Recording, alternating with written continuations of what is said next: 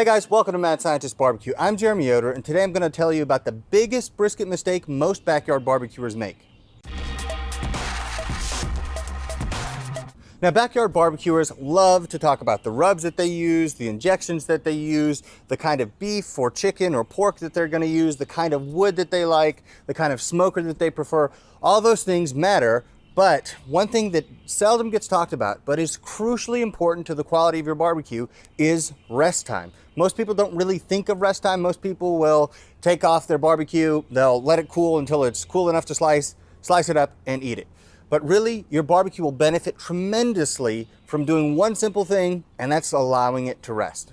When you're cooking a brisket, rest time is always extremely important, but the shorter your cook time, the more that rest matters. So if you cooked a brisket in, say, 8 hours or under, then it is absolutely essential, in my opinion, that you get a long, slow rest. Now, the benefits of resting your brisket might not be obvious to you.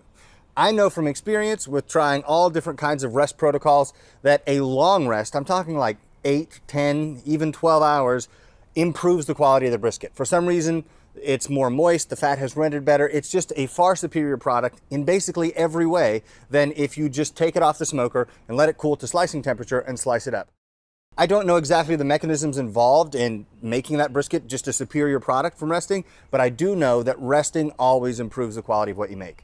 Now, in previous videos, I've mentioned resting briskets for 8 or 10 or 12 hours, and invariably people will comment and say, wait, how did you rest it for 8 hours? How did you rest it for 10 hours? Now, what I do when I cook briskets is when they're done on the smoker, usually at about 203 degrees, it could be as low as 200, it could be as high as 208, but when it feels right and it's done, I pull them off the smoker. At that point, I let them cool at room temperature, because if I take that and put it directly into a cooler, that brisket is going to overcook, it's going to be mushy, it's not going to have the texture that I want in my final product. So while those briskets are cooling at room temperature, what I do is I'm monitoring the temperature with my thermopen. So this is a crucial tool to make sure you have consistent product in the end. So I definitely recommend these. They're the best on the market. Check them out. I'll put a link in the description. But they come off at, say, 203. I let them cool to 180. At that point, they're not going to get mushy if I put them in a cooler or if I put them in a warm oven or something like that, to slowly let them come down in temperature. But I want rapid cooling from finished temperature down to about 180 degrees. At that point, you can put it in a cooler. If the cooler is really well insulated, then you could have hours and hours and hours before it reaches 140 degrees. Now, an alternative to using a cooler would be to use a warm oven. So if you can turn your oven down to, say, 150 degrees, that's perfect. What you would do is you take that brisket after it cools and you put it in the oven and let it hang out there until you're ready to take it out and slice it. Now, one thing I want to emphasize is make sure that your brisket does not drop to a temperature that's too low. Keep it food safe. You can check it every once in a while with a digital instant read thermometer like this, or if you have one of those leave-in probes, you could do that. You could set an alarm at, say, 145 degrees, and put it by your bedside if you're letting it rest while you're asleep. And the alarm goes off and you're like, got to warm this thing up. I don't want it to get unsafe. You can put it in the oven.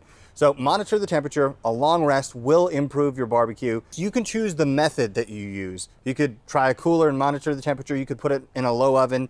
Heck, you could even put it on a pellet smoker if you can turn it down to 150 degrees or so.